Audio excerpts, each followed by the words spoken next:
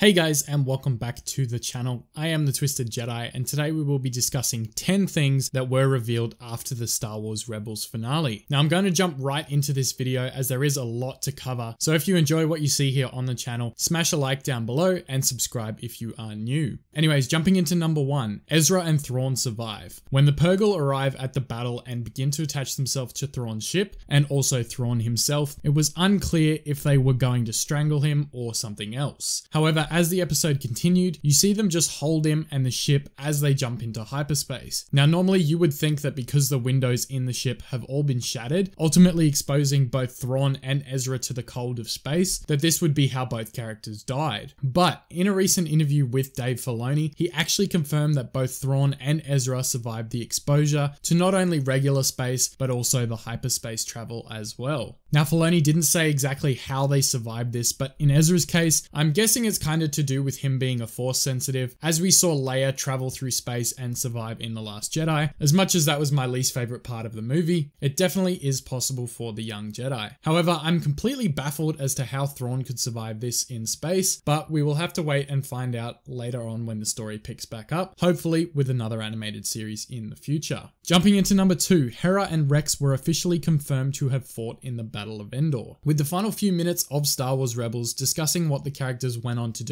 following the final episode, it was mentioned that Hera and Rex both went on to fight in the Battle of Endor. This has been a huge suspicion that Rex was the bearded trooper we saw in the original trilogy, so it's awesome that this has now been confirmed. With Hera, we kind of already knew she fought on Endor as she was seen in the Forces of Destiny series, so discussing this in Rebels just reinforces that point. Number 3, there will most likely be a new animated series to be set between the Return of the Jedi and The Force Awakens. Now, this time period has been explored by the Aftermath series in novels, but it would be really awesome to see a TV series set at this point. Sabine mentions at the end of the Rebels episode that the war had ended and her time spent protecting Lothal from an attack that never came was over, and it was time to set out and find Ezra. She joins Ahsoka to search for him, which we can expect to occur as a new TV show. One interesting thing you may not know is that Disney has recently trademarked the name Star Wars Resistance, which I believe could be the name of the new TV animated series set in the sequel trilogy era, as we've already had a prequel series with the Clone Wars, and now with Rebels being set just before the original trilogy, it only makes sense for this new show to be set during the sequels or leading into them. I would definitely be excited to see this, and if it includes characters from Rebels,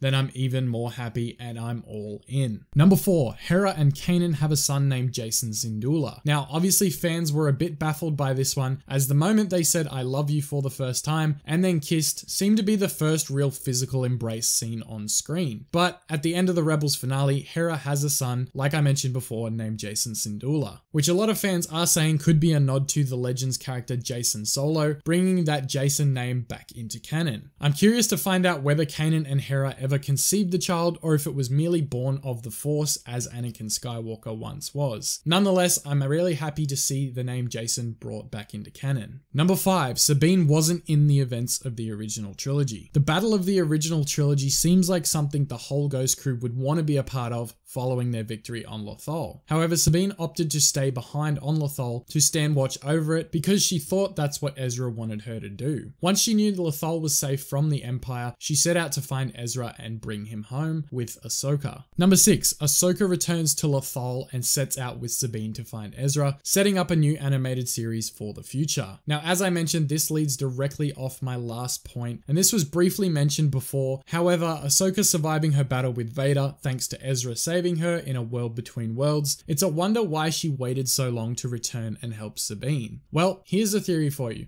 If Ahsoka had returned too early, it would have directly affected certain events that would create a shift in the time paradox, which could have had extreme repercussions, so it makes sense that she waited until the end of the war to return in her Gandalf the Grey robes with her new awesome staff, which I really need to know more about. Anyone that knows anything about time travel and what they've seen in movies and shows before knows that anything change directly affects what could go on in the future. So I think Ahsoka was definitely just trying to avoid this from happening. Moving on to number 7, the Bendu predicted Thrawn's fate. Earlier when Thrawn met the Bendu and was having a discussion with him, he told Thrawn that he saw his fate, and while at the time none of us knew what that meant, the events of the finale definitely made it clear. The Bendu Bendu told Thrawn specifically, "I see your defeat like many arms surrounding you in a cold embrace." Obviously now we know that he was referring to the Purrgil attaching itself and wrapping around Thrawn before jumping to the deep dark cold of hyperspace. Now if you don't know what I mean by the Purrgil, it's basically just the big space whale thing that we saw in the finale of Rebels. Number 8. The Emperor had projected himself younger and friendlier to Ezra to try and trick him into rejoining his parents in order to stop him from becoming a Jedi. Emperor Palpatine had projected himself as what I like to call good guy Sheev in the original trilogy as the friendly old man that the Senate saw during his uprising and climbs through the ranks. Even though as Darth Sidious his face was quite deteriorated and almost frightening as a Sith Lord should be. Palpatine did this exact same thing to Ezra when offering him a chance to be back with his family, to try and convince Ezra that he was doing him a favor. If Ezra had taken this opportunity, he never would have become a Jedi and met the Ghost Crew, making things much easier for the Empire and screwing up once again the space-time continuum that I mentioned before, because the only way Ezra could rejoin his family would be to go back before they died. Number 9. Luke Skywalker is not the only living Jedi following the events of Return of the Jedi. Obviously, we know Ezra survived the jump through hyperspace, and Ahsoka returns to help Sabine find him during the series final of Rebels. But what does this mean? Well, when Ahsoka returns to Sabine, the war is over and the Empire is all but destroyed. So, if Ahsoka is still alive at this point, and theoretically so is Ezra, they are alive at the same time as Luke Skywalker. Now this is just me, but I would love to see Ahsoka and Luke meet up at some point, or even Ezra and Luke. However, this is purely a hopeful insight by me, and I don't know exactly if we are going to get that in the future, but it would definitely be a cool thing to see on screen. And lastly, at number 10, the Ghost can be seen during Rogue One, A Star Wars Story, in several different scenes. On screen, you should see highlighted multiple appearances of Hera's ship, the Ghost, which was home to our heroes from Star Wars Rebels, and now that we know Hera fought in the war during the original trilogy, it makes sense to have appeared during Rogue One, which did occur between Star Wars Rebels